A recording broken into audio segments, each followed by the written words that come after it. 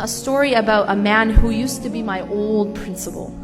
So talking like over a decade ago, I used to teach at an Islamic school, and he was the principal. He was an older gentleman from Thailand. And what happened is I taught at the school for about 2 years, and then I moved. And I hadn't kept in touch with the principal. I hadn't seen him or anything. So recently, a few months ago in fact, I went to a conference, and it just so happened that he had moved to that city. So I saw him after 10 years.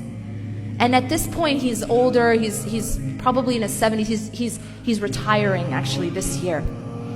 So I found out that some things had happened to him over these last 10 years. One of the things that happened is his wife, his beloved wife, she had gotten cancer and she had passed away. Inna lillahi wa inna ilayhi raji'un. May Allah have mercy on her soul. And something else happened. Shortly after the loss of his wife, his son, who was only around 21 years old, was delivering pizzas, and one of the people that he was delivering pizzas to, or someone that he met while he was delivering pizzas, slaughtered him, just cut his neck, just like that, just killed him like that. So this man gets a call at 3 o'clock in the morning, and the call is basically, your son is gone, just like that, no warning, nothing. That's what I call a blow. That's a blow. Your son is gone. Allahumma nas'aluka al-afiyah. So when I heard this, it really shook me. And then I sat down and I talked to him, and I asked him, I need you to tell me how you coped with that. I need you to teach me how you coped with that. And he told me what happened. He said that when he got the call, obviously he was in shock. And he said he started to sort of pace around the room and said, Inna lillahi wa inna ilayhi raji'un, and trying to process what had happened. And he's trying to process this, but what really absolutely floored me, and in fact, it recently became a news story, some of you may have seen, is that he says to me, when I was talking to him, he says to me, I tried everything to meet with his killer. And I said, why? Why do you want to meet with his killer? He said, for 2 years now, I have been trying to have a meeting with his killer. And his killer is in maximum security jail. You can't meet, he couldn't. The lawyers are like, you can't. And he said, please, just make an exception. Allow me to meet with him. And I asked him, why? Why do you want to meet with the killer? And he said, because I want to teach him, I want to give him, I want to forgive him.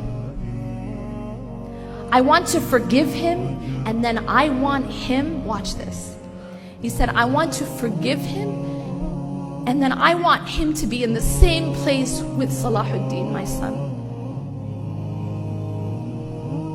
So this isn't like a fairy tale. This is like a real person now. Right? A principal of a school. Can you imagine that? The ability to do that. He said, I want to forgive him, and I want him to be in the same place with my son. I want him to, not only do I want to forgive him, but I want him to be forgiven by God, and I want him to enter paradise with my son. That's what he said. And that was the reason why he wanted to meet with him. He wanted to forgive him and give him the truth, the message, so that he could be forgiven. They actually, if you go and you search it up, they made a news story out of it. He finally got to meet him in court, literally like a week or a week and a half ago. And he went and he hugged the killer. This is all on tape. He finally got to meet with him in court. He hugged him and he said, on behalf of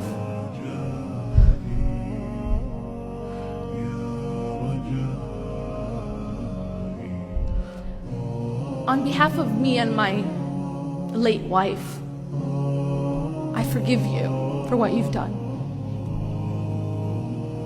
Why I tell this story is because it's a powerful testament to the power of Iman. That's it. These kinds of things are absolutely impossible without Iman. This stuff doesn't happen. To have this type of response, this type of resilience in trials that I couldn't even imagine And I would pray every day to be saved from, to be protected from.